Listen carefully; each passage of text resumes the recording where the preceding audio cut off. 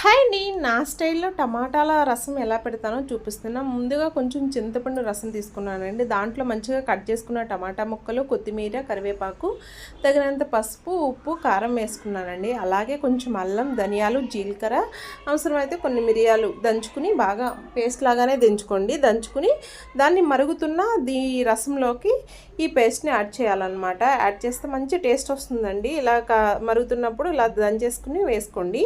వేసుకున్న తర్వాత దీంట్లోకి మంచి టేస్ట్ని ఇవ్వడానికి కొంచెం బెల్లం ముక్క కూడా యాడ్ చేయండి. అప్పుడే టమాటాల రసం అనేది మంచి ఫ్లేవర్ ఉంటుంది. ఇక్కడ దేనికోసం రసం చేస్తున్నానంటే నేను చికెన్ కర్రీ చేసుకుంటున్నానండి, ఫ్రై లాగా. దానికోసం ఈ రసం అనమాట.